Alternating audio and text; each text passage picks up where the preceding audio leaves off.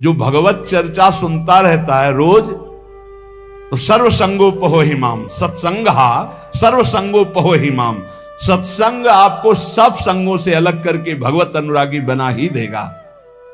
कौन ऐसा है जो प्रभु की चर्चा सुनते सुनते अघा जाए?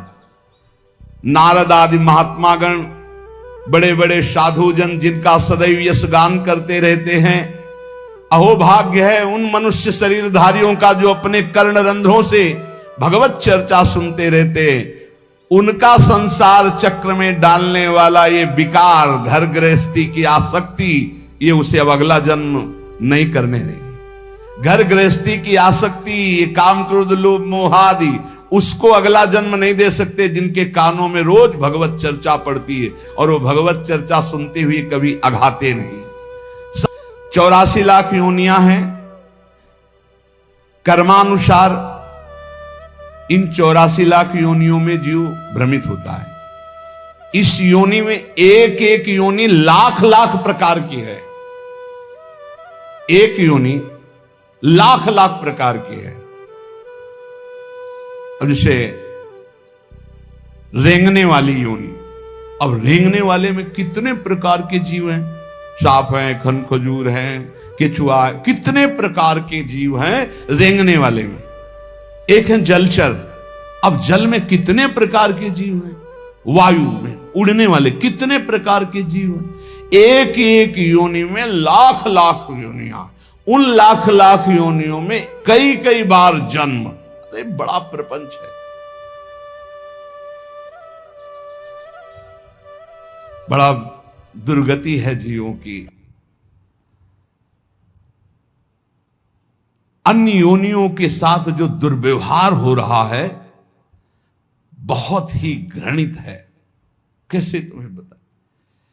1.5 घंटा धीरे धीरे जला जला करके पका रहे हैं पशुओं को, फिर उन्मत्त होकर मदिरा पान करके उसका खान पान कर रहे। क्या कैसी दुर्गति जीते जीव अपनी कर रहे हैं।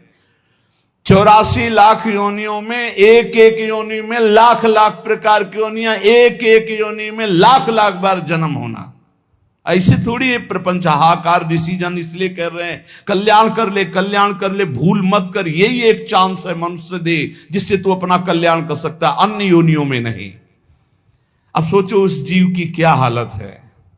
हाथ पैर बंधे हुए, लोहे की छड़ में फंसा हुआ है, आराम से धीरे धीरे अग्नि उसे जला रही, वो कीक रहा है, चिल्ला रहा है और वो आनंदित हो रहे हैं। वो थोड़ा थोड़ा पीते जा रहे हो, देख रहे हैं पक रहा है। पका लो, तुम्हारे तो खाने के काम में आएगा, तुम खाने के भी काम में नहीं आओगे। ऐसी तुम्हारी हालत काल करेगा। जब वो जलाएगा तो तुम खाने के काम में भी नहीं आओगे। बहुत होश में, बहुत होश में, बहुत होश में। ये कर्म तुम्हारा कहीं बख्शने वाला नहीं, तुम्हें दंड देगा। 84 लाख योनियां, एक केवल मनुष्य योनि जिनमें आप अपना उद्धार कर सकते हो। मानव जीवन गिने चुने श्वासों वाला है, गिने चुने श्वासों वाला। इतनी श्वासें आपकी हैं, बस प्रतिपल माइनस होता चला जा रहा है, खत्म होती चली जा रही। यहां हम आनंदित हो रहे हैं, 30 वर्ष के हो गए, 35, अरे आनंदित नहीं, 35 वर्ष गए जीवन के। मूल कार्य के लिए जो आए हो भगवत प्राप्ति, उसमें क्या किया?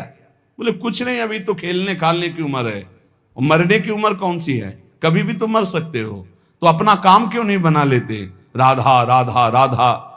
यही अवसर है जीव आवागमन के अनादि चक्र से अपना छुटकारा करके अपने स्वरूप में स्थित हो सकता है, भगवत प्राप्ति कर सकता है। जन्म मृत्यु का चक्र कब तक चलेगा अकल्पनीय, कल्पना भी नहीं कर सकते। काल चक्र आपको घुमाता रहेगा। इसलिए मनुष्य जीवन में भगवत प्राप्ति का अवसर है। ये काम क्रोध लोभ और मोह, ये 4 प्रधान ऐसे हैं जो इस चक्र को चलाते रहते हैं। आवागमन, पुनरपि जननम पुनरपि मरणम पुनरपि जननी जठरे शयनम, ये चक्र चलाते रहते हैं। काम क्रोध लोभ मोह, इन्हीं को नरक की गति कहा गया है। इनमें से किसी में भी एक में पैर पड़ जाए, काम में, क्रोध में, लोभ में, मोह में फौरन चारों आज करके उसे घुमाने लगेंगे, बार बार जन्म, बार बार मरण। नरक की दारुण यंत्रणा हर योनि में उसको प्राप्त होगी। केवल मनुष्य योनि ऐसी जिससे अपने को बचा सकते हो। केवल मनुष्य ही सत्कर्म करने में स्वतंत्र है, नवीन कर्म करने में स्वतंत्र है। अन्य प्राणी तो पूर्व में जो संचित कर्म गोदाम लगा उसी को भोगते रहते हैं। वो अशुभ कर्मों का नाश करते रहते हैं, भोग भोग करके। वो नवीन कर्मों का उपार्जन नहीं कर सकते। मनुष्य नवीन कर्म उपार्जन कर सकता है। मनुष्य कर्म करने में स्वतंत्र है। मनुष्य ही है जो अपने कर्म संस्कारों को भस्म कर सकता है, दूसरा कोई योनि नहीं। अब उसे सोचना है कि जो आपके गंदे कर्म जमा हैं उसमें और प्लस करना है या आग लगाना है पूरी गोदाम को। स्वतंत्र हो आप। काम, क्रोध, लोभ, मोह ये जिनके जीवन में है, निश्चित समझो उनका जन्म मरण पक्का है। जन्म मरण पक्का है। इन चारों को मिटाने के लिए चार ये पहलवान ताल ठोक के खड़े हैं। काम, क्रोध, लोभ, मोह ये शत्रु, तो सत्संग, परोपकार, वैराग्य और नाम जप, ये चार ऐसे हैं कि इन चारों को चटनी बना देंगे। रोज सत्संग सुनो, अपने भोजन में से चाहे एक रोटी निकालो, रोज दूसरों के उदर में जाने वाला विधान करो, परोपकार की भावना और वैराग्य। जननी जनक बंद सुत दारा, तन धन धाम सुहृद परिवारा, सबकी ममता ताग बटोरी, मम पद मन बांध बरडोरी। छोड़ दो भगवान के भरोसे में और अपने कर्तव्य का पालन करो। ज्यादा चिंता मत करो, चिंतन करो प्रभु का, वो सब संभाल लेंगे। अनंत ब्रह्मांड संभाल लें। तुम्हारे परिवार में तो 2 4 6 लोग ही होंगे।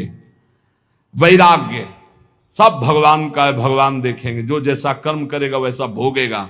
राधा राधा राधा। और अपने कर्तव्य का पालन, जिसके प्रति जो संबंध है ईमानदारी से आप करो, लेकिन राग मत करो। और नाम जप, सत्संग, परोपकार, वैराग्य और नाम जप, इसके द्वारा इस चक्र का नाश कर दो। काम, क्रोध, लोभ, मोह, इनकी मिटिया मेट करने के लिए सामर्थ्य है ये सत्संग, परोपकार, वैराग्य और भजन। अब भगवत धाम और नरक ये 2 हैं। चयन करो तुम्हें कहां जाना है। अगर काम, क्रोध, लोभ, मोह तो त्रिविधम नरकस्येदम द्वारम नाशन मात्मना कामा क्रोधा तथा लोभा। और यदि सत्संग, परोपकार, वैराग्य, भजन तो भगवत धाम। ये 2 गतियां हैं। उपासक देख लो, अगर भगवत धाम जाना है तो इन 4 बातों को छोड़ना होगा। काम, क्रोध, लोभ, मोह, 4 बातों को पकड़ना होगा। रोज सत्संग, रोज परोपकार और सबसे अंदर से वैराग्य और खूब नाम जप। इसी के द्वारा भगवत प्राप्ति होती है। तीर्थपाद भगवान श्री हरि के जो गुणानुवाद लीला कथा है, जब कथा सुनते सुनते कथा में स्वाद आने लगे, एक एक शब्द बहुत गंभीर आनंददायक लगने लगे, तब समझ लेना चाहिए कि अब हमारे कल्याण का अवसर आ गया। भगवान की बातें बहुत प्रिय लगने लगे, भगवत चर्चा एक आनंद देने लगे। समस्त विषयों से वैराग्य उसी का होता है जो रोज सत्संग सुनता है। पर सत्संग सुनना, समझ लीजिए, कल श्रोता का वर्णन हुआ था, चातक की तरह सुनना। हमारा जीवन है सत्संग, उसका मनन करना, उसको आचरण में उतरना, कि सुने बस चले गए। इतना समय तो सार्थक हुआ, पर मनन नहीं करोगे तो सत्संग का हृदय रूपी अंधकार नाश करने का जो प्रभाव है वो मनन से होता। मनन नहीं तो फिर नहीं बन पाएगा। सुन लिया, दूसरों को सुना दोगे, काम नहीं बनेगा। भगवत चरणारविंद के निरंतर चिंतन की सामर्थ्य सत्संग से प्राप्त होती है। समस्त दुखों का नाश भगवत चिंतन से होता है। जो भगवान की चर्चा को कानों से सुनता रहता है तो उसके हृदय का मोह मल नाश हो जाता है, वो वैरागी हो जाता है। वैरागी का केवल भेष से मतलब नहीं, अंदर से है। जैसे चक्रवर्ती सम्राट अम्बरीश जी वैरागी हैं। चक्रवर्ती सम्राट अवध का पूरा शासन कर रहे हैं भरत जी, लेकिन परम वैरागी। जो अनुरागी है वही परम बैरागी है। जो परम बैरागी वही अनुरागी है। मुझे तो सबसे ज्यादा वो सोचनियों में भी सोचनीय अज्ञानी पुरुष लगते हैं जो कभी सत्संग सुनने नहीं आते। पिछले पूर्व पापों के कारण उनको भगवान की कथा में सुनने में बिल्कुल रुचि नहीं है, और अगर कभी कोई उनका मित्र आदि ले भी आवे तो सुनना नहीं चाहते। तुम आओ, सुन के हम बाहर खड़े हैं। वो इतनी दूर खड़े हो जाएंगे कि कान में शब्द ना पड़े, और अगर कभी सत्संगियों को देखेंगे भी तो उनके दोष दर्शन करेंगे। इनका क्या सुधार हुआ सत्संग से, ये वो ऐसा। हाय हाय, बड़े शोचनीय है कि मानव देह प्राप्त करके उनको सत्संग नहीं मिला। काल भगवान ऐसी अमूल्य श्वासों को व्यर्थ में नष्ट करवा रहे हैं। उनकी वाणी दूसरे के निंदा प्रपंच गायन में, देह भोगों में, व्यर्थ के वाद विवाद, व्यर्थ की चेष्टा, व्यर्थ के चिंतन में उनका जीवन चला जाता है। इसलिए इस लोक में तुम केवल धर्म का आचरण करते हुए ही अर्थ का सेवन करो, भोगों को भगवद अर्पित करके परम पुरुषार्थ भगवान की प्राप्ति का उपाय करो, वही मनुष्य जीवन श्रेष्ठ है। यस्य संसारिणी प्रज्ञा धर्मार्थ वनुवर्तते, धर्म पूर्वक अर्थ कमाओ, पाप का पैसा नहीं। खूब भगवान नाम जब, भगवत कीर्तन, ये परम पुरुषार्थ है। इसी से भगवत प्राप्ति हो जाएगी, और ज्यादा प्रपंच करने की जरूरत नहीं। क्षमावशी कृतिर्लोके क्षमया किम न साध्यते, शांति खड्गः करे यस्य किम करिष्यति दुर्जना। जब तुम धर्म मार्ग में चलोगे तो दुर्जन लोग तुम्हें परेशान करेंगे। तुम्हारे पास ढाल और तलवार है जैसे, तो शत्रु को परास्त कर दोगे, उसके वार को सह लोगे। तो ढाल क्या है? क्षमा। आपको जब कोई गाली दे, अपमान करे, तो अपने भजन को बचाने के लिए क्षमा रूपी ढाल का प्रयोग करो।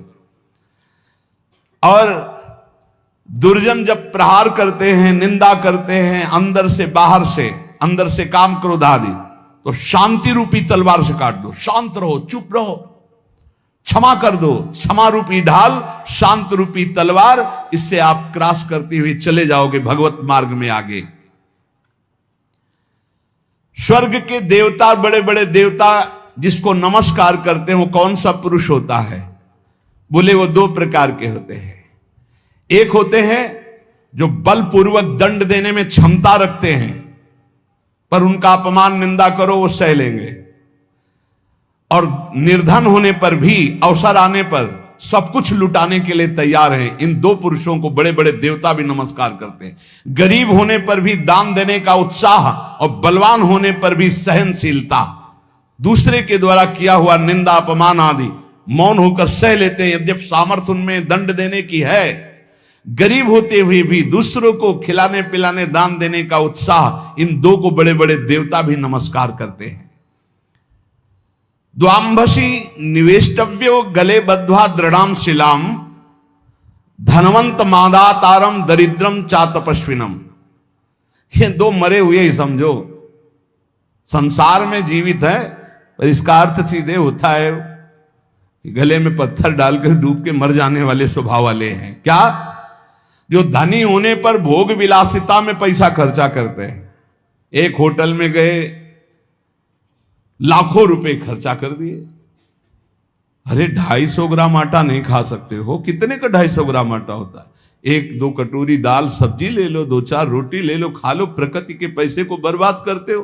5 लाख उड़ाया है, 5 लाख में 500 आदमी खूब बढ़िया भोजन पाते और बढ़िया स्वस्थ रहते। ऐसे विचार करना चाहिए। दुर्गति किनकी